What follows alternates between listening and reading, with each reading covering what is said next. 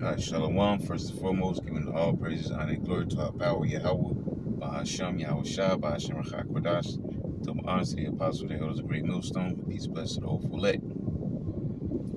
I'm going to start in Jeremiah 33, and I'm recording like this because I had problems with my internet. I don't know what was up. I woke up this morning and my net wasn't working, so I'm just recording like this for the time being so I can figure out what's up. So, either way, I'm still getting the lesson out, but we're going to be in Jeremiah chapter 33.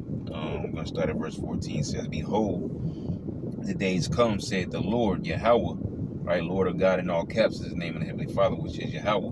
"Behold, the days come, said the Lord Yahweh, that I will perform that good thing which I have promised unto the house of Israel and to the house of Jacob." Okay, and this lets you know that whatever the promises, when you go all the way back to the beginning of the promises, all right, it concerns who? One nation of people, all right, the Israelites, which are the so-called Negroes, Latinos, and Native Americans, stemming from our forefathers Abraham, Isaac, and Jacob. Jacob is the one the Lord surnamed Israel, and he had 12 sons known as the 12 tribes of Israel. That's the one nation of people, but we are known as the so-called Negroes, Latinos, Native Americans, American Indians, by way of separation, from our enemies, all right, that have been set up over above us. He says, verse 15 says, "In those days and at that time will I cause the branch of righteousness to grow up unto David, and he shall execute judgment and righteousness in the land." Okay, and this is why we constantly stress that we need Yahweh Shah, because it's him coming and returning to this earth, that's going to pretty much upset the wicked and put the earth back in its proper course, all right, and just renew everything, all right, put things back in its proper order, all right, for a better word, just put everything back in its proper order, all right. We need Yahweh Shah on so many levels, right? Without his sacrifice, we wouldn't be here, all right? And that sacrifice was him dying on the cross for the sins of the Israelites, right? Not the Edomites, which is so-called white men, not the Ishmaelites, not the Japanese, the Chinese, or whoever else is out there. Definitely not the Africans, okay? He only died on the cross for the sins of the Israelites, all right? Those same people, the so-called Negroes, Latinos, and Native Americans, which those are bywords, all right? But you are the biblical Israelites by way of the 12 sons of our forefather Jacob, okay? And also, righteousness is that thing, right? That word being tazadak in the Hebrew, all right? Righteousness, okay? And that's that righteous judgment he's going to bring to this earth, righteous rulership he's going to bring to the earth, and just that righteous kingdom that he's going to establish on the earth, all right? The kingdom of heaven, as the kingdom of our Lord, okay? Verse 16 says, "In those days shall Judah be saved, and Jerusalem shall dwell safely. And this is the name wherewith she shall be called, the Lord our righteousness. For thus said the Lord, David shall never want a man to sit upon the throne of the house of Israel." Okay, and that's what's happening right now with the men who go out and teach, or do video lessons or whatever. It's the building up of the tabernacle of David. Okay, as it says in I guess we can grab it real quick. Amos chapter 9. Give me a second.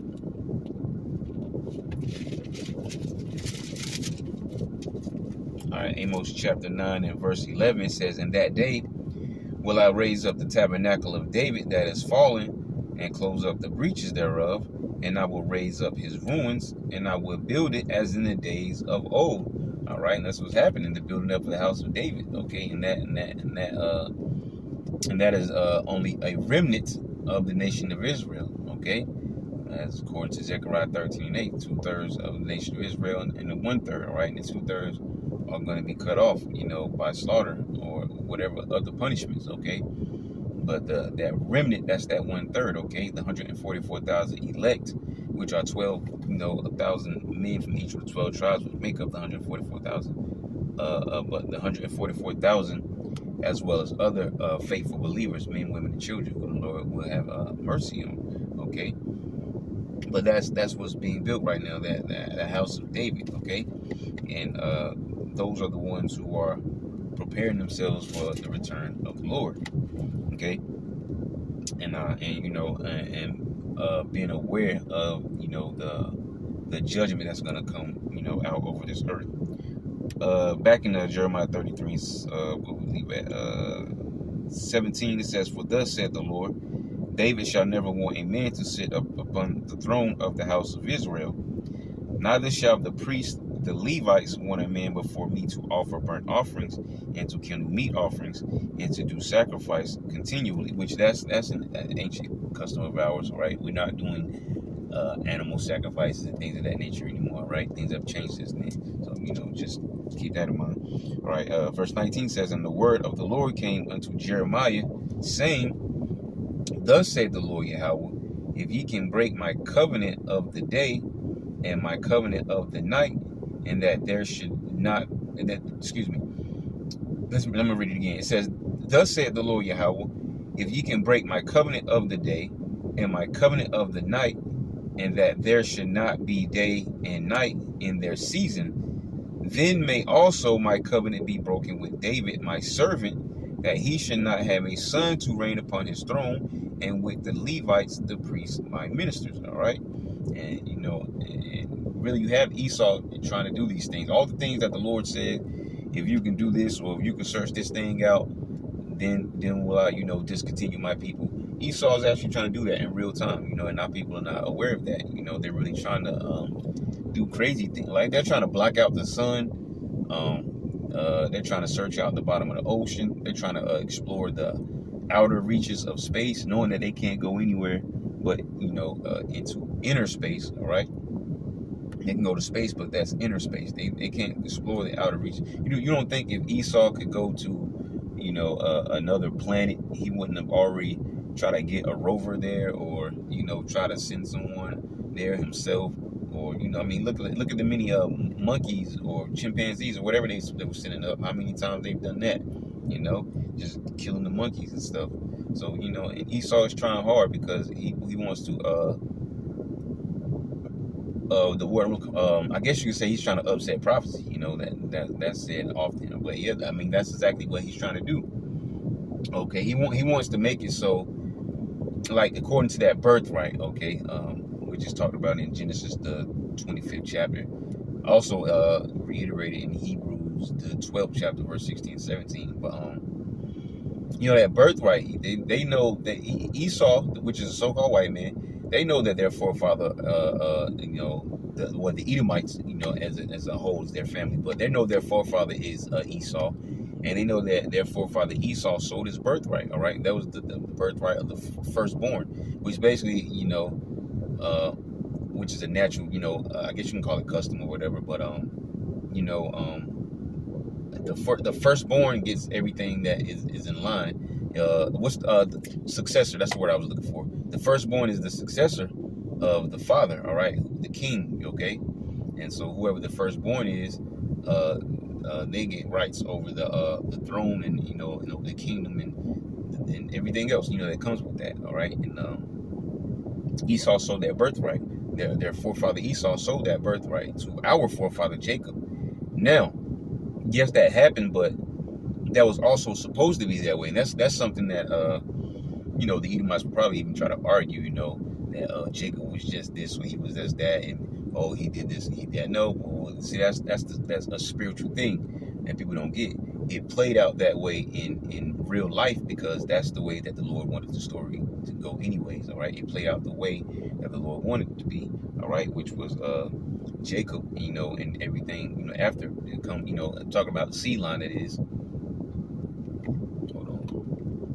Okay, got somebody walking up behind my car all slow. All right, but anyways. All right, but going tough. All right, what's wrong, Jamie? Standing right up here beside of my car. bug out, man. Anyways, why I hate this fucking place, man. Excuse me, man. I mean, who just come right, stand right beside open parking lot. Just threw me off a little bit. Let me get back into this. Man, what was I saying, man? What was I saying? Yeah, talking about the birthright. Yeah, because these Edomites know their forefather Esau sold his birthright, and because that birthright, not the birth. Well, I mean, I guess you could say that. Well, man, what was I saying? Yeah, the firstborn is the one who picks up on all the rights to the kingdom and everything that comes from that. All right, and they know their forefather sold that. But like I was saying, it was supposed to be that way. See, people may perceive it to be a certain way because we're living in this life and we had to live whatever out. But that's the way it was supposed to be. That's the way that the Lord wrote His story. This movie we're living in real time, and that's the way it was supposed to be. It was always set up for Jacob and his family and that seed line, and everyone that came forth from there, which once again goes down to those 12 sons, and from those 12 sons became a very great nation. All right. Let me get back in Jeremiah 33. I'm gonna see where we left off. I think we read 20 and 21. We'll read it again. It says, "Thus saith the Lord Yahweh, if ye can break my covenant of the day and my covenant of the night, and that there should not be day and night in their season," right? Because He set up the ordinances of the sun and the moon and the sun, however you want to say it, way back in Genesis. All right, and those things were put up there, perpetually, right? It says, "Then may also my covenant be broken with David my servant, that he should not have a son to reign upon his throne, and with the Levites, the priests, my ministers." It says, "As the host of heaven cannot be numbered, neither the sand of the sea measured." All right, and I mention this often. How He spoke to all of our forefathers. I mean, He spoke to I guess you could say that our forefathers. I was speaking on Abraham, Isaac, and Jacob. All right, but He said that we will be numbered or unnumberable. I think I said that right. As the sand of the sea, as the stars of heaven, and as the dust of the earth. Okay, basically, signaling how we will be, become a great nation, a large nation. Okay, it says, "As the host of heaven cannot be numbered, neither the sand of the sea measured, so will I multiply the seed of David my servant and the Levites that minister unto me." Moreover, the word of the Lord came to Jeremiah, saying, "Considerest thou not what this people hath spoken, saying, the two families which the Lord hath chosen, He hath even cast them off. Thus they have despised my people, that they should be no more a nation before them." Okay, and I want to say Jeremiah was in the time. I want to say he was in the Babylonian. I almost want to say it was a Southern Kingdom. I don't want to say for sure, but either way, this was still centered all around the time when we became two separate kingdoms: Northern Kingdom of Israel and Southern Kingdom of Judah. All right. Verse, I think we left at 25. It says, "Thus saith the Lord, if my covenant be not with day and night, and if I have not appointed the ordinances of heaven and earth, then will I cast away the seed of Jacob and David my servant, so that I will not take any of his seed to be rulers over the seed of Abraham, Isaac, and Jacob, for I will cause their captivity to return and have mercy on them," like it says in Isaiah the 14th chapter. Matter of fact, I guess we'll grab it. We can read that one. Instead of quoting it, I guess we'll read it.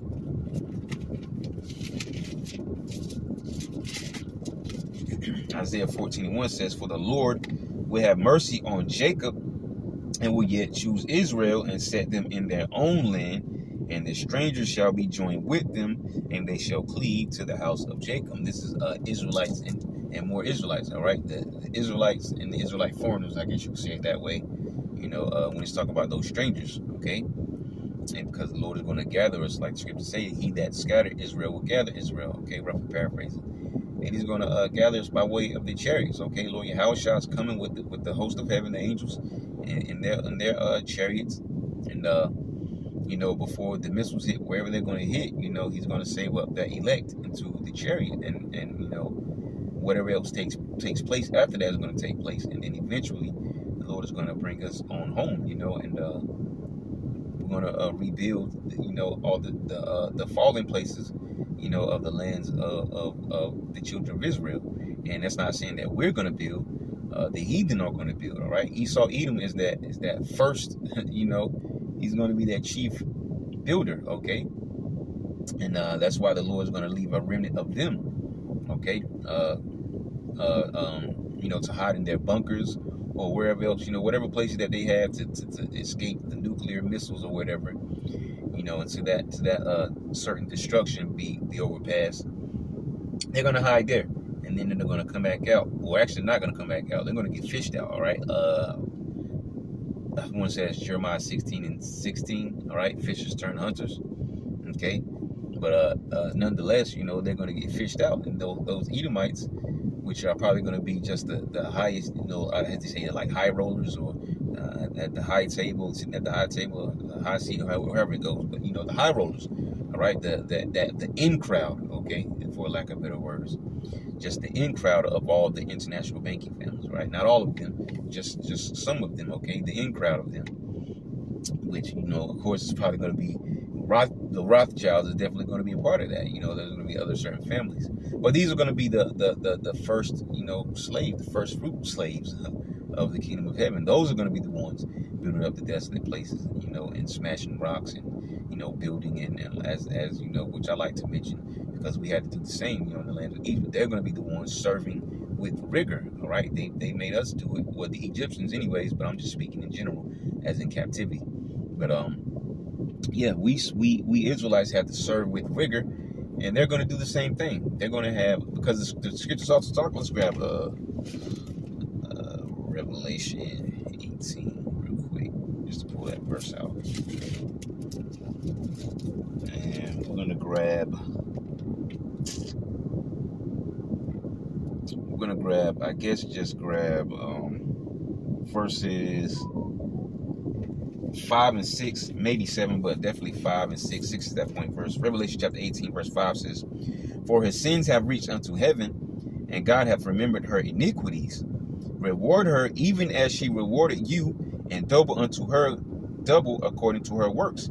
In the cup which she hath filled to her double." And that's going into the destruction of America, okay? And after that destruction of America, there will be Edomites that are going to be searched out. Not just, because, they have bunkers or whatever, but, all over this earth, they're going to be certain of those banker families, those Edomite families, who are going to be searched out, and they're going to become, slaves and builders, of the kingdom of the place. Well, I guess you could say, actually not the kingdom of heaven, but, of the desolate cities is what I'm trying to say. Right, builders of those wasted cities. All right, those cities that was torn down through, wars or just being plundered and pillaged, or them trying to, come to sack our temple, and just all the things that they and even the other heathen nations have done to us, in the past times, which have left our, villages or our cities, desolate and torn down and never to be built up back again. All right, they're gonna have to come back out and rebuild those cities, okay? And that's going to happen for a 1,000-year period, because they have 1,000 years of captivity, and they're going to be getting everything back to them double. Okay, so all that hard bond. Not saying we're going to be doing the same exact things. Some of the things that, actually, majority of the things that they did to us, in our that slavery time period were extremely wicked. Okay, so we're not going to be doing exactly the same things that they did to us. But still, I just think about it, though, they're still going to get double. So whatever they go through is going to be, as I say often, it's going to be well earned. It's going to be well earned, okay? Because they have that coming. That's part of their the end of, I guess the chapters of their story, you can say, to go into 1,000 years of captivity and then be completely rooted out from this earth, which it talks about that in the book of Obadiah, all right? Let's see what else. I think we read everything in Jeremiah 33. Yeah, because we read everything in Jeremiah 33. But yeah, that's what's coming for, the Edomites as well as the other heathen nations, they're gonna be slaves and tributaries as well. All right, but as far as the children of Israel, some of us may perish from this side. Lord willing, we're all receiving mercy and be of that number of the remnant, the hopeful elect remnant of the nation of Israel. All right, because because it's the only way through the time period we're moving into is by being shielded and protected by the Lord. All right, and no one knows who exactly is going to be protected by the Lord. All right, we all have to live in that fear. All right, no one of us can get bold enough to think that the Lord is just going to. I mean, as in faith, yes, but just as I know this. No. None of us can say that we know anything. We have to have that faith, okay, and trust in the Lord. All right, and that is what we do. We put our faith in what we believe in, and we trust in the Lord. Okay, and and like I was saying, as far as that remnant goes, we're gonna be here, right? Because there's no doing away with the sun or trying to blow up the moon or whatever they be trying to do. There's no searching out the depths of the sea by Esau, or the outer reaches of space, or whatever else the case may be. There's no searching these things out to try and make the word of the Lord void. His word would not be void, regardless of how hard they try. Israel will be here, okay? We're going to be here because it was meant for us to be here, all right? And it's also meant for these Edomites to serve that punishment from all the things they've done throughout history, and as well as these heathen nations. They're also going to be slaves and tributaries. So we're going to leave it at that. Lord will leave you edified. Next time, Yahshua, we'll say shalom.